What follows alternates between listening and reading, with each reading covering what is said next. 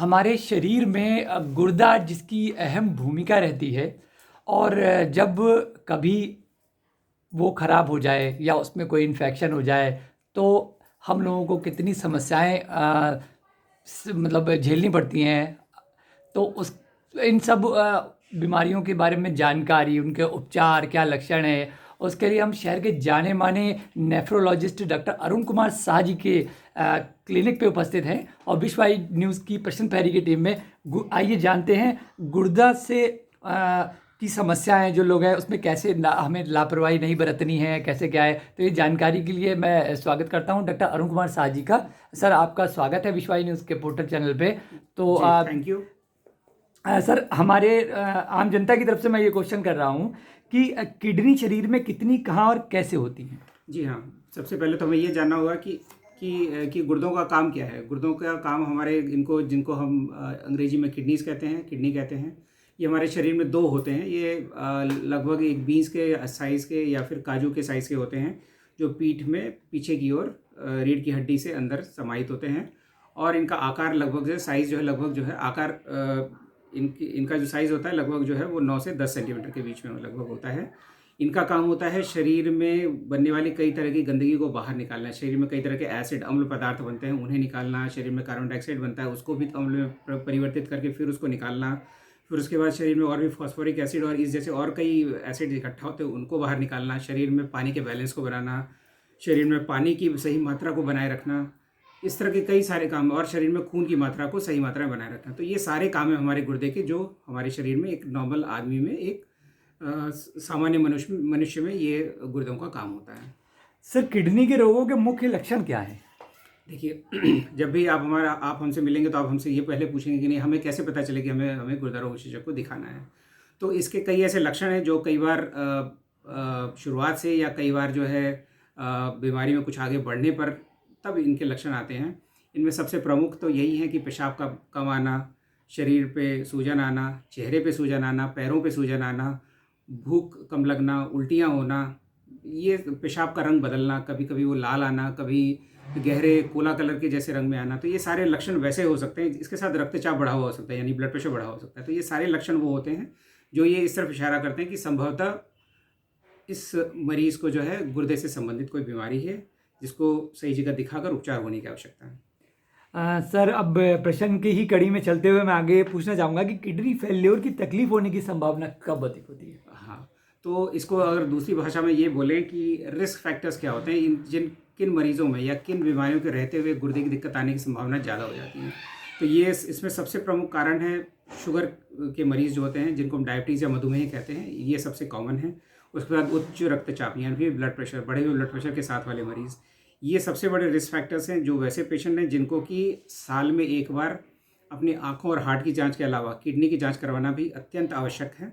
उसके साथ में वो मरीज़ जो लंबे समय से दर्द निवारक दवाइयों का प्रयोग कर रहे हैं, और उसके साथ वैसे मरीज़ जो कि कोई देसी दवाई ले रहे हों। तो इन सब कारणों से जो है गुर्दा रोग होने की संभावना बढ़ जाती है। और कुछ गुर्दे रोग की बीमारियां वैसी होती हैं जो वंशानुगत होती हैं, यानी जेनेटिक या हेरिडिटरी होती हैं, जो कि बचपन से ही माँ बाप से कुछ अंश आते हैं इनमें, और वो आप मरीज़ के भाई बहनों में, उनके सिबलिंग्स में प्रेजेंट ये हो सकते हैं। सर, किन जांचों में किडनी की बीमारी का पता चलती है। देखिए, बहुत सी कॉमन जांचें होती हैं हमारे लैब में, जिनमें कि शामिल है ब्लड यूरिया, सीरम क्रिएटिनिन, उसके बाद पेशाब की जांच, यूरिन आरएम जिसको हम कहते हैं, अल्ट्रासाउंड की जांच हुई जिसमें गुर्दे का आकार, उसका घनत्व, ये सब चीज़ें हमें उसमें पता चलती हैं। और इनके अलावा कुछ और जो गुर्दों के काम होते हैं, जैसे शरीर में नमक का बैलेंस बनाना, तो वो भी सोडियम, पोटेशियम जैसी चीज़ें और हैं, ये भी बताती हैं गुर्दे का फंक्शन, उसका असेसमेंट करने में हमें मदद करती हैं। जैसे किडनी फेल्योर हम लोगों ने सुना है, किडनी फेल्योर हो गई, तो वो क्या है सर।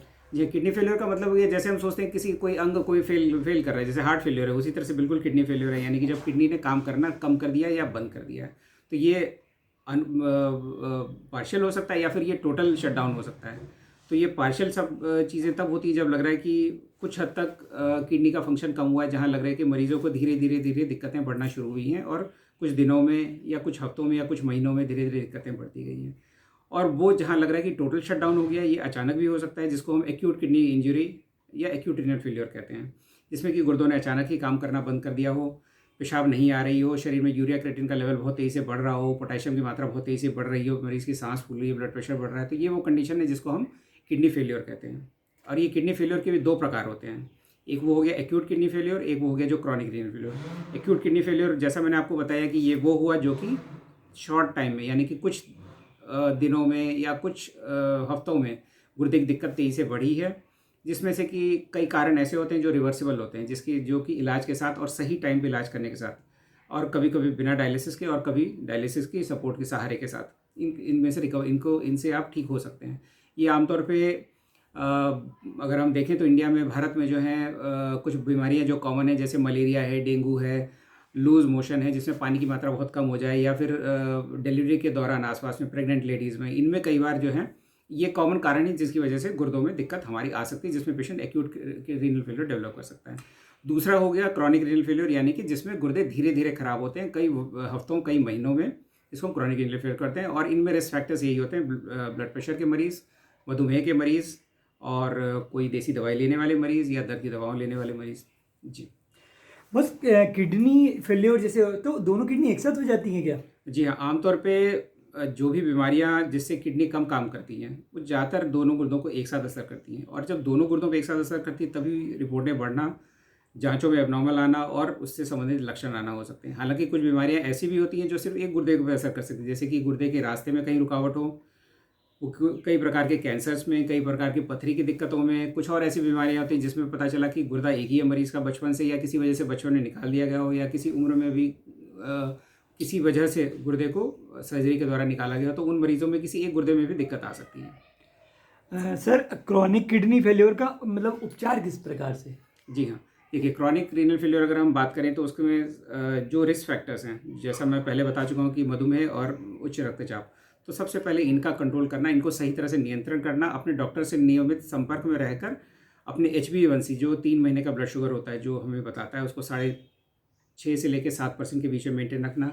ब्लड प्रेशर को कोशिश करना है आपको कि ऊपरी ब्लड प्रेशर की रिकॉर्डिंग, जिसको हम सिस्टोलिक ब्लड प्रेशर कहते हैं, वो 140 के अंदर में मेंटेन रहे दवाइयों के साथ में, और सही दवाइयाँ और बेस्ट दवाइयाँ चलें। तो ये आपके अपने फिजिशियन या फिर आपके गुर्दा रोग विशेषज्ञ आपको गाइड कर सकते हैं कि आपको इन चीज़ों को लेते हुए सबसे पहले यही चीज़ें हैं जिनसे हम बच सकते हैं, या फिर एक बार इन चीज़ों की शुरुआत हो जाए तो इसकी बढ़त को हम धीमा कर सकते हैं, इसे हम धीरे कर सकते हैं। लोग कहते हैं जैसे किडनी ट्रांसप्लांट, तो किडनी प्रत्यारोपण डायलिसिस से बेहतर है क्या? जी हाँ, अगर हम देखिए अब सबसे पहले हमें ये समझने की ज़रूरत है हमें डायलिसिस कब ज़रूरत पड़ती है और गुर्दा प्रत्यारोपण कब ज़रूरत पड़ती है। तो एक्यूट रीनल फेलियर जो मैंने आपको बताया कि जो गुर्दों में दिक्कत शॉर्ट टर्म में हमारी डेवलप होती है, जहाँ हम एक्सपेक्ट करते हैं कि किडनीज हमारी रिकवर हो सकती हैं, तो वहाँ हम सिर्फ शॉर्ट टर्म डायलिसिस का सपोर्ट दे सकते हैं। कभी कभी बिना डायलिसिस के सपोर्ट के दवाइयों द्वारा और कुछ खास ट्रीटमेंट के द्वारा किडनी रिकवर कर सकती हैं, और आमतौर पर रिकवरी 2 से 3 हफ्ते 4 हफ्ते तक का समय लेती है। दूसरा वो कैटेगरी हो गया जिसमें वो हमने कहा क्रॉनिक रीनल फेलियर, जिसमें कि गुर्दे परमानेंट खराब हो जाते हैं। तो उस कंडीशन में गुर्दे उस स्थिति में पहुंच जाते हैं जहां उसका फंक्शन 10% से भी कम हो जाता है। तो इस कंडीशन में ये होता है कि 10% से कम होने के बाद अब शरीर में वो चीज़ें इकट्ठा होने लगती हैं जो कि शरीर में दिक्कतें देने लगती हैं, और भूख कम करना, सूजन आना, पेशाब कम आना, पोटेशियम का बढ़ना, ये सारी चीज़ें इसमें होने लगती है, फॉस्फोरस का बढ़ना, ये सारी दिक्कतें होने लगती हैं। तो इस कंडीशन में शुरुआत के स्टेजेस में जब तक पेशेंट स्टेज 5 तक नहीं पहुँचता, यानी कि मान के चलिए लगभग 10 से 15% तक जब तक फंक्शन किडनी का नहीं पहुँच जाता है, तब तक तो दवाइयों द्वारा इसको कंट्रोल किया जाता है, इन्हीं रिस्क फैक्टर्स को कंट्रोल किया जाता है।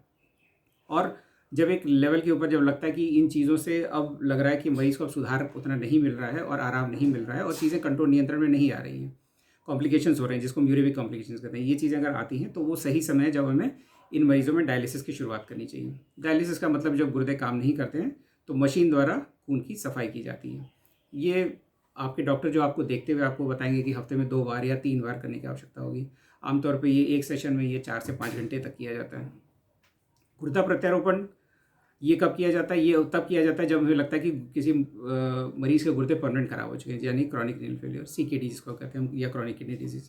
तो इन कंडीशंस में हमें गुर्दा प्रत्यारोपण की ज़रूरत पड़ती है, और गुर्दा प्रत्यारोपण हमेशा डायलिसिस पे रहने से बेहतर है। इसको आप इस तरह से समझिए कि मान के चलिए आज 100 मरीज़ हैं जो आज डायलिसिस पर हैं, इनको अगर हम देख रहे हैं ये डायलिसिस पे कंटिन्यू करते हैं अपना ट्रीटमेंट, और हम इनको 5 साल बाद देखते हैं, तो संभवतः इसमें से हम मुश्किल से 50% मरीज़ उस समय ठीक चल रहे होंगे, बाकी 50% जो है वो शायद किडनी से रिलेटेड कॉम्प्लिकेशन से वो बच नहीं पाए होंगे, डेथ हो जाती है। जी, डेथ हो जाती है।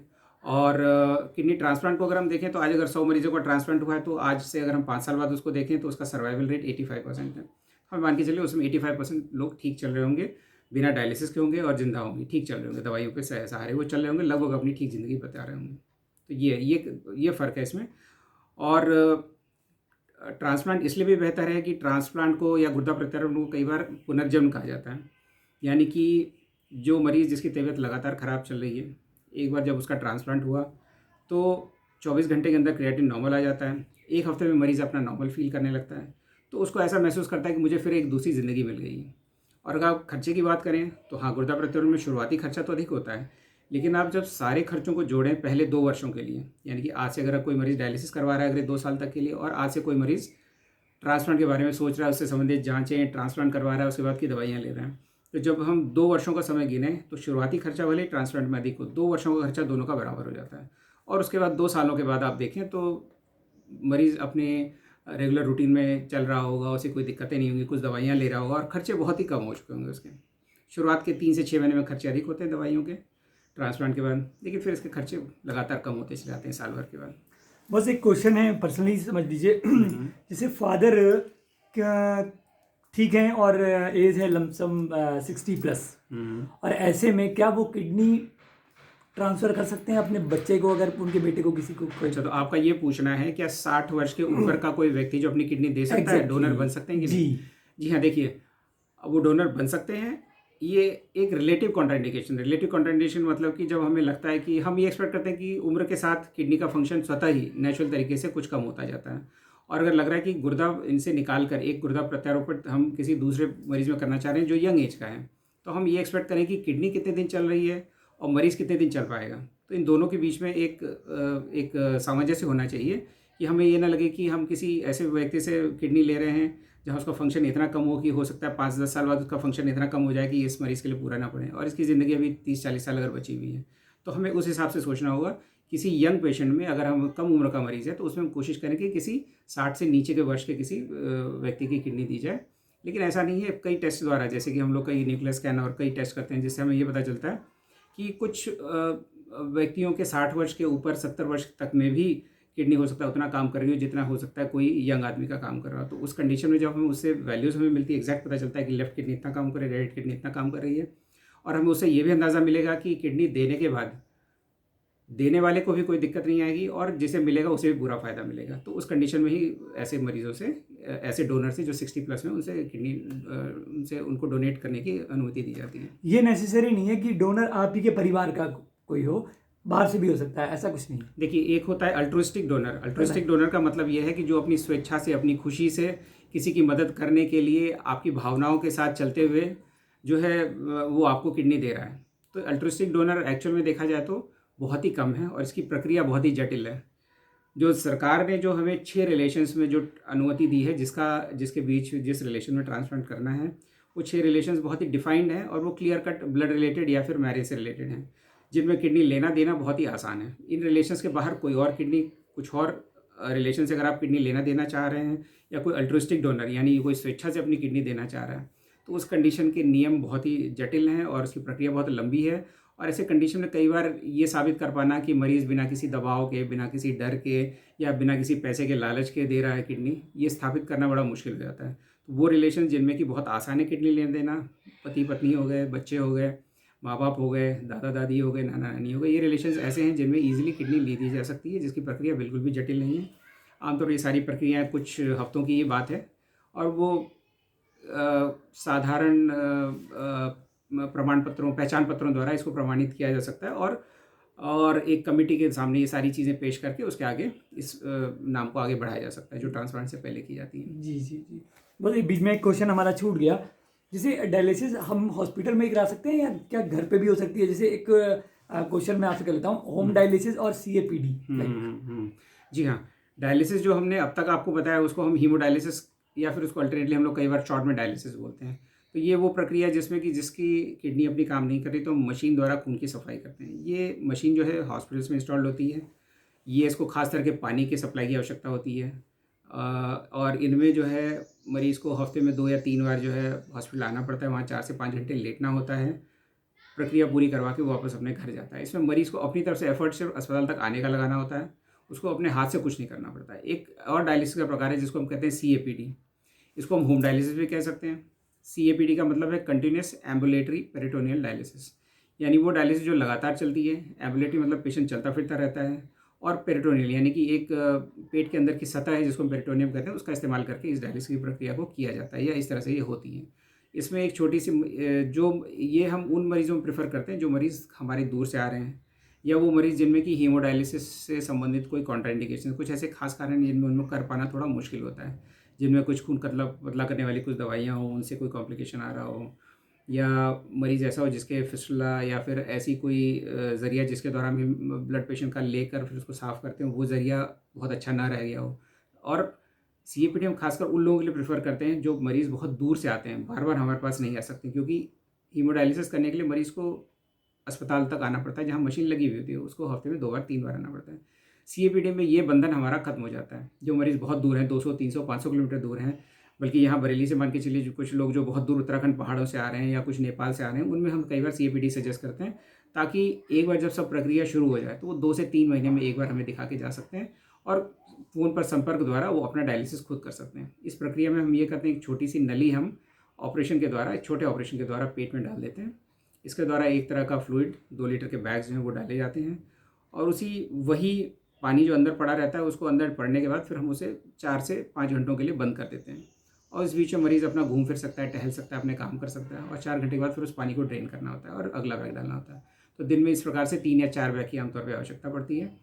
इसमें फ़ायदा ये है कि मरीज़ अपने घर पे चीज़ों को कर सकता है, इसके लिए कोई खास कहीं इंस्ट्रूमेंट की ज़रूरत नहीं। एक साफ़ सुथरे घर में एक कोने, एक साफ़ सुथरे कमरे की ज़रूरत है जहाँ वो मरीज़ कर सके, और मरीज़ थोड़ा भी पढ़ा लिखा और उसे गिनती आती हो तो आसानी इस चीज़ को कर सकता है। और हम लोग इस नली को डालकर मरीज़ को आमतौर पे 5-7 दिन अस्पताल में रख के 2 हफ्ता पूरा होने पे, कैथेटर डालने के 2 हफ्ते बाद पूरा होने के, फिर उसके बाद उसे ये प्रक्रिया खुद हम सिखाते हैं, उनके हाथों से करवाते हैं, और घर के एक और सदस्य को, एक और मेंबर को हम सिखाते हैं ये प्रक्रिया कैसी होनी है। जब हमें लगता है कि वो कर सकते हैं, वो भी कॉन्फिडेंट है, तब हम मरीज़ को हम डिस्चार्ज करते हैं, और तब हम उसको 2 दिन विजिट्स हम 2-2 हफ्ते के गैप पे बुलाते हैं। और एक बार जब चीज़ें स्मूथ लाइन चल रही हैं, ठीक चल रही हैं, स्ट्रीमलाइन हो गई हैं, तब फिर मरीज़ 2 से 3 महीने में आमतौर पर एक बार आके दिखाते हैं। सर, चलते चलते आम जनता को एक डाइट चार्ट के अकॉर्डिंग कुछ 2 शब्द मैं चाहूँगा कि आप कहिए कि जिनसे ये इन रोगों से बचा जा सके, खासतौर से किडनी जी रोग। हाँ, किडनी रोग से बचने के लिए 2-3 चीज़ें हैं जो बहुत ज़रूरी हैं। सबसे पहले जो इसके रिस्क फैक्टर्स हैं, जैसे कि शुगर के मरीज़ों में शुगर का कंट्रोल होना, मधुमेह के रोगियों में इसका कंट्रोल होना, ब्लड प्रेशर, उच्च रक्तचाप के मरीज़ों में ब्लड प्रेशर बहुत अच्छे से कंट्रोल होना चाहिए, देसी दवाइयों से दूर रहना चाहिए, दर्द निवारक दवाइयों से दूर रहना चाहिए, और जो मरीज़ जिनमें गुर्दे की दिक्कत डेवलप हो चुकी है तो उनमें आपके डॉक्टर आपको स्पेसिफिकली बताएंगे, जैसे कि हम आमतौर पे कहते हैं कि अपनी नमक की मात्रा को थोड़ा कम रखें, और उसमें भी कभी दर्द वगैरह हो तो उसमें पैरासीटामोल जैसी दवाइयाँ जो सेफ़ हैं किडनी के लिए वो ली जा सकती हैं, कोई और दूसरी पेन किलर से आपको दूर रहना होगा, यही हम एडवाइस करते हैं। और हम आम जनता को ये भी बोलते हैं कि पानी की मात्रा कम से कम उतनी हो कि पेशाब का रंग लगभग आपका साफ़ या हल्का पीला है, कम से कम उतनी पानी की मात्रा होनी चाहिए। बहुत ज़्यादा पानी पीना भी सही नहीं है, उससे भी अलग कॉम्प्लिकेशंस आ सकते हैं कुछ पेशेंट में। आपको लेकिन पता कैसे चले कि पानी की मात्रा आप सही ले रही है? ये इससे पता चलेगा कि पेशाब का रंग आपका लगभग साफ़ या हल्का पीला आ रहा है, तो मतलब आप पानी की मात्रा आप सही ले रहे हैं। और बाकी जो 4 चीज़ें आपको बताई गई, blood pressure control, sugar control, जिनमें ये हैं दर्द निवारक दवाइयों से दूर और देसी दवाइयों से दूर, ये इन 4-5 चीज़ों का पालन करके आप गुर्दा रोग से बच सकते हैं। इनसे संबंधित समस्याओं से आप दूर रह सकते हैं। वास्तव में सर, इतनी महत्वपूर्ण जानकारी देने के लिए लोगों को, उनकी तरफ से, जनता जनार्दन की तरफ से बहुत बहुत धन्यवाद आपका। जी, थैंक यू।